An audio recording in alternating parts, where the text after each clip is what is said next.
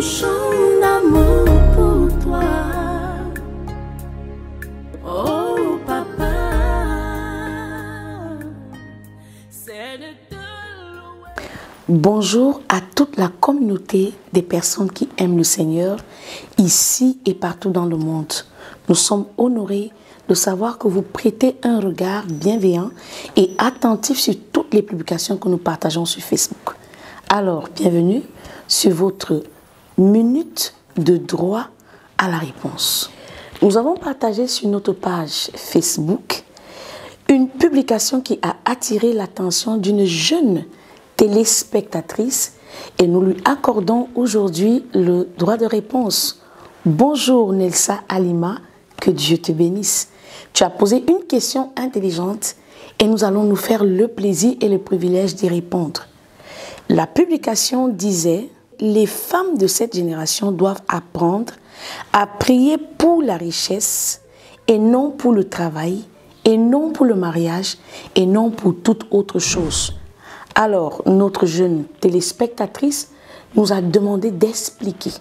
Lorsque nous avons essayé d'expliquer sur la page Christine Mireille Moncam, il s'avère qu'elle a compris que, en effet, la richesse d'après Nelsa, c'était de prier pour avoir Jésus qui est la richesse. Alors, nous allons prendre le texte d'appui pour soutenir notre droit de réponse, tiré du livre de Jean chapitre 4, du verset 3 au verset 42.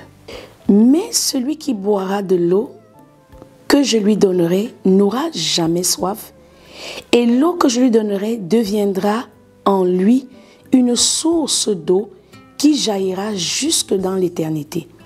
La femme lui dit: Seigneur, donne-moi cette eau, afin que je n'ai plus soif et que je ne vienne plus puiser ici.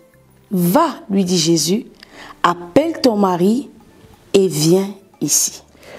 À toi, Nelsa, particulièrement, nous disons merci pour cet intérêt que tu as porté à ce poste qui va donc susciter un droit de réponse. Au regard de notre texte d'appui, nous venons de constater que Jésus-Christ qualifie les besoins selon la notion de la classification, selon l'économie des besoins primaires, secondaires et tertiaires. Jésus a regroupé la qualité des besoins dans un seul mot qu'il appelle la soif. Lorsque l'on parle de soif, on parle de toute chose qui peut te manquer.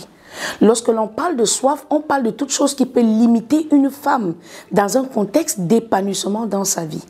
En d'autres termes, une femme peut donner sa vie au Seigneur et pendant qu'elle se trouve dans la joie d'être avec son Sauveur, elle a besoin d'un mari, elle a besoin d'enfanter, elle a besoin de se marier ou encore un jeune homme qui a besoin de s'accomplir va demander à Dieu un travail.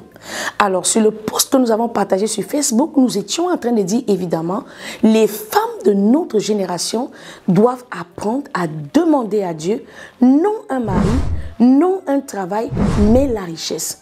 La richesse qui est donc cette capacité d'étancher toute forme de soif et non une soif en particulier. Lorsque l'on regarde l'échange savant qu'il y a entre Jésus et la femme samaritaine, on se rend compte qu'elle vient à la source avec le désir de puiser une eau pour satisfaire un besoin ponctuel. Jésus-Christ lui demande donc, au lieu de boire l'eau qu'elle est venue prendre pour un besoin ponctuel, Jésus lui dit: si seulement tu savais qui j'étais, tu m'aurais demandé de cette eau qui allait étancher ta soif, c'est-à-dire ton manque. Jésus savait, pendant que la femme samaritaine venait au puits, qu'elle n'était non seulement pas mariée, mais elle avait déjà fait 4 mariages, 4 divorces, elle était au 5e mariage et même si Dieu lui donnait encore ce mariage pour la 6e fois, elle ne sera pas satisfaite. Parce que Dieu voit le manque et le besoin comme étant des soifs. En effet, Alima, je veux que tu comprennes que Jésus a répondu à cette question lorsqu'il s'adresse à la femme samaritaine. Chacun d'entre nous, quand nous venons à Christ, nous avons des expectatives. Nous voulons voir Dieu nous accorder des choses. Mais toutes les petites choses que nous demandons à Dieu, c'est des choses qui sont temporaires. Le mariage, on peut l'avoir, mais avoir encore quelque chose qui nous manque. On peut être une femme mariée sans avoir un épanouissement. On peut avoir un travail sans être capable de payer toutes ses factures. Jésus savait que les petites choses que nous allons lui demander lorsque nous essayons de voir la qualité de vie que nous menons par un travail. Beaucoup travaillent mais n'arrivent pas à construire des maisons. Beaucoup sont mariés mais n'ont pas la joie dans le mariage. Beaucoup sont en train de dire à Dieu, Seigneur, si seulement tu me donnais un enfant, je serais peut-être enfin heureuse dans ce mariage.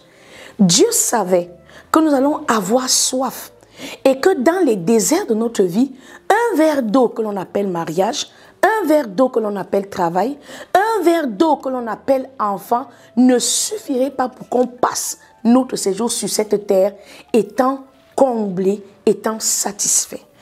Dans le livre de Galates chapitre 4, verset 1 au verset 7, Jésus nous explique c'est quoi la source d'eau, comment est-ce qu'elle se manifeste. Lorsque tu reçois la parole de Dieu et que tu crois en elle, elle te donne le pouvoir de devenir enfant de Dieu. Mais être enfant de Dieu ne suffit pas. La Bible déclare que tant que l'héritier est encore un enfant, il vivra dans le manque. Et le statut de celui qui a donné sa vie en Christ ne sera pas différent de celui qui est encore dans le monde. Pourquoi?